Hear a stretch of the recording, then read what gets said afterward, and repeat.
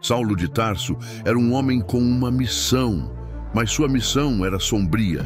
Ele era um fariseu zeloso, defensor fervoroso das leis de Moisés e um perseguidor implacável daqueles que seguiam Jesus de Nazaré. Para Saulo, os cristãos eram uma ameaça à verdadeira fé. Ele acreditava que estava fazendo a vontade de Deus, erradicando o que ele via como uma heresia, uma distorção da verdadeira adoração.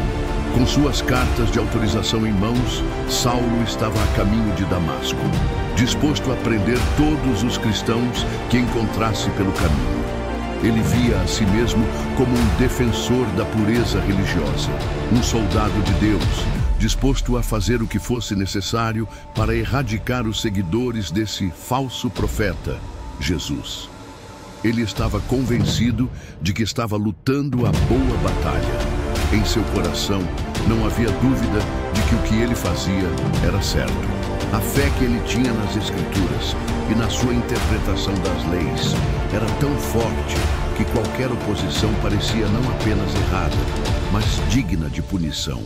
No entanto, a jornada de Saulo estava prestes a sofrer uma reviravolta inesperada, uma virada que mudaria sua vida para sempre.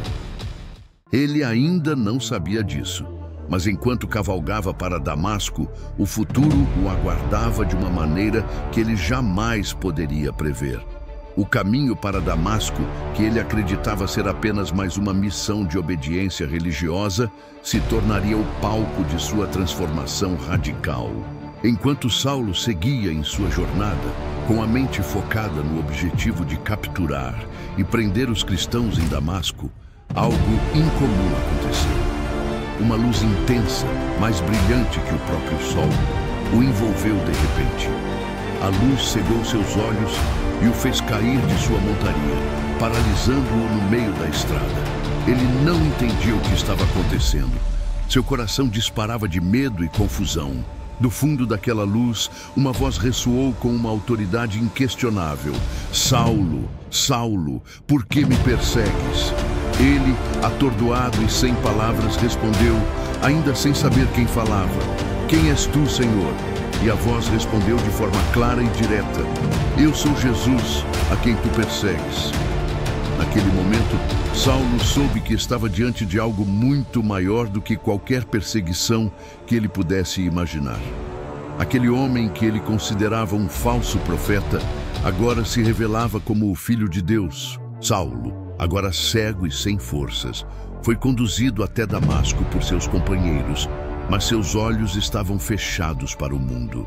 Ele sentia um turbilhão de emoções, medo, confusão, mas também uma sensação estranha de estar diante de algo transformador. Ele não podia ver, mas sentia que o que acontecia ali era algo muito além de sua compreensão.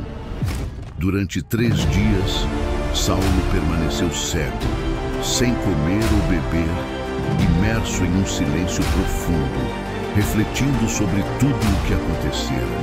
Era como se a sua vida anterior tivesse sido apagada, e agora ele se encontrava em um ponto de ruptura, onde tudo o que ele acreditava estava sendo desafiado. A visão que ele teve, a voz que ouvira, não era apenas uma experiência física, mas uma transformação interna. Ele sentia que algo estava prestes a acontecer, mas não sabia o que viria a seguir. O perseguidor de Cristo agora estava sendo desafiado por ele, confrontado pela verdade de sua existência e de sua missão. A luz da revelação havia tocado sua alma, e o homem que via o mundo com olhos cegos para a verdade começava a perceber que sua missão estava prestes a mudar, assim como ele mesmo. Enquanto Saulo permanecia em Damasco, completamente cego e isolado, a transformação em sua vida estava apenas começando. Durante os 3 dias de angústia e reflexão, Deus também estava trabalhando nos corações de outros. Um discípulo chamado Ananias recebeu uma visão de Deus, na qual lhe foi ordenado ir até Saulo e restaurar sua visão. Ananias ficou relutante, temendo que Saulo fosse ainda o temido perseguidor de cristãos. No entanto, Deus o tranquilizou dizendo, este homem é meu escolhido. Ananias, com grande hesitação, obedeceu ao chamado divino. Ao chegar à casa onde Saulo estava, ele o encontrou em um estado de completa dependência, cego e esperando por orientação. Quando Ananias se aproximou de Saulo, ele disse: Saulo, irmão, o Senhor Jesus, que te apareceu no caminho, me enviou para que recuperes a visão e seja cheio do Espírito Santo. Saulo estava, em sua cegueira, prestes a ser restaurado não apenas fisicamente, mas espiritualmente. Quando Ananias colocou as mãos sobre ele, a visão de Saulo foi restaurada e imediatamente ele foi batizado. A transformação que ele experimentava agora era completa. De perseguidor a discípulo, de inimigo da fé a defensor da mesma fé. A visão de Saulo não se limitava ao aspecto físico. Ele começou a enxergar a verdade de uma forma completamente nova, agora com os olhos da fé. A experiência que ele teve na estrada de Damasco e a restauração que recebeu por meio da fé de Ananias representavam a renovação de sua alma e o início de uma jornada de fé que mudaria sua vida para sempre. O homem que antes via os cristãos como inimigos, agora se tornava um dos maiores apóstolos da história da igreja. Com sua visão restaurada e o batismo realizado, Saulo agora estava completamente transformado. Ele, que antes perseguia os cristãos com ferocidade, agora se via completamente entregue à causa que antes rejeitava. Ele não era mais o Saulo que odiava a mensagem de Jesus. Agora, ele era Paulo, um homem novo, com um novo propósito. O choque entre o homem que ele era e o homem que ele se tornara era tão grande que até mesmo os cristãos em Damasco hesitavam em acreditar na genuinidade de sua conversão. Mas Paulo não perdeu tempo. Logo começou a pregar nas sinagogas, dizendo que Jesus era de fato o Filho de Deus. Sua mensagem, antes uma heresia para ele, agora era a verdade que ele não podia ignorar. Ele falava com uma paixão arrebatadora, pois sabia que a transformação que ele havia experimentado não era só para ele, mas para todos aqueles que estivessem dispostos a ouvir. Paulo, o perseguidor, agora estava compartilhando a mensagem de Cristo com os mesmos judeus que ele antes tentava convencer a capturar os cristãos. O impacto de sua pregação foi imediato.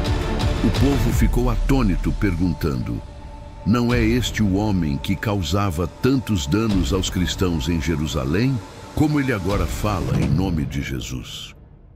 A dúvida e a desconfiança cercavam Paulo, mas ele estava tão firme em sua nova fé e tão determinado em cumprir sua missão que isso não o abalava. Ele sabia que sua nova identidade não dependia do que os outros pensavam, mas da convicção de sua transformação interior. A verdadeira mudança estava acontecendo dentro de Paulo. Ele começava a entender a profundidade do amor e da graça de Deus, algo que antes ele acreditava que era uma falsidade. Agora, com o coração purificado pela fé, ele viu claramente sua missão: levar a mensagem de Jesus aos gentios e ser um apóstolo para todos os povos. Ele não se contentou em ser apenas um seguidor, mas tornou-se um líder fervoroso, disposto a enfrentar qualquer oposição em nome de Cristo. Enquanto isso, sua vida anterior como perseguidor e inimigo da fé começava a desaparecer.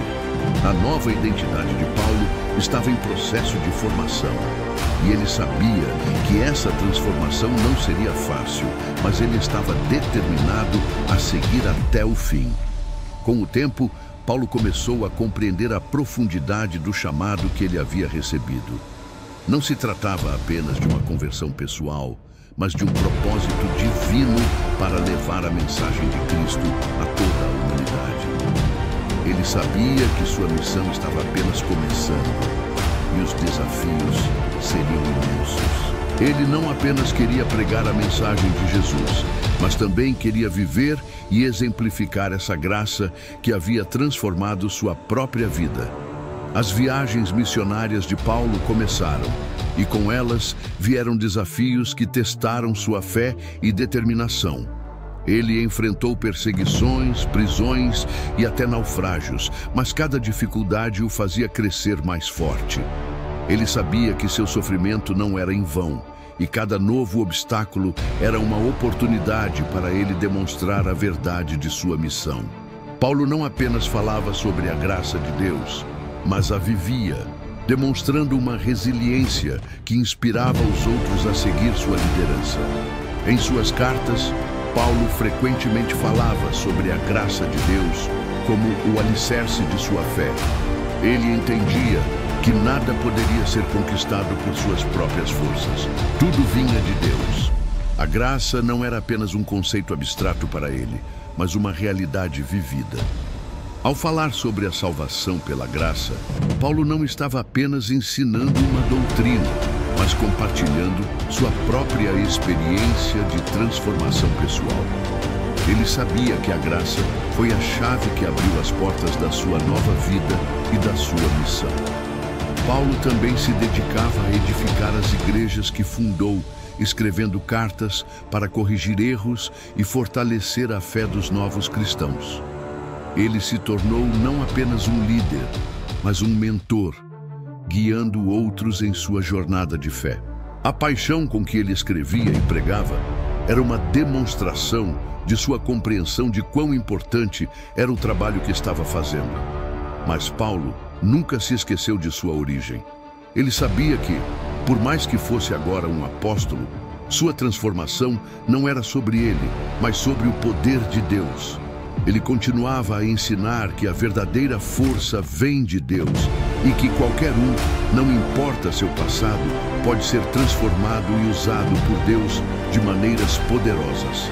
A história de Paulo, de perseguidor a apóstolo, se tornou um testemunho vivo de que ninguém está fora do alcance da graça de Deus.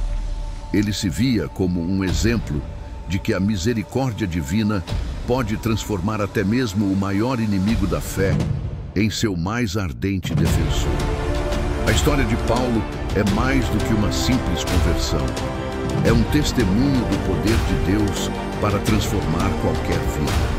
Ao longo dos anos, ele se estabeleceu como um dos maiores líderes da igreja primitiva, conhecido não apenas por sua habilidade de pregar, mas pela profundidade de sua fé e pela maneira como ele exemplificou a graça de Deus. Suas cartas, que hoje fazem parte do Novo Testamento, continuam a ensinar e inspirar milhões de cristãos ao redor do mundo.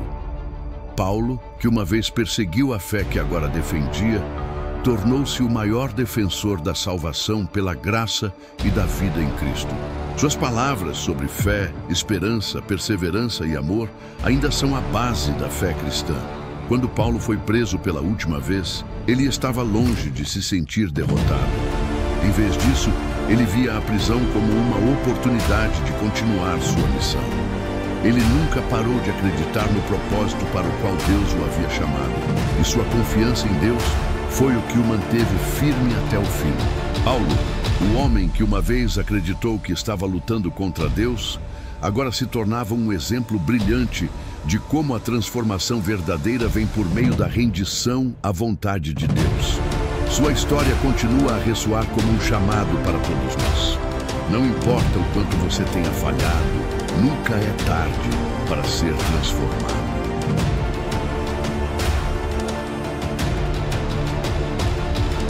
Muito obrigado por ter assistido até aqui. Se gostou desta história, deixe seu like, comente, compartilhe, se inscreva no canal e ative o sininho para receber todas as nossas histórias da Bíblia. Deus abençoe você e a sua família. Até a próxima.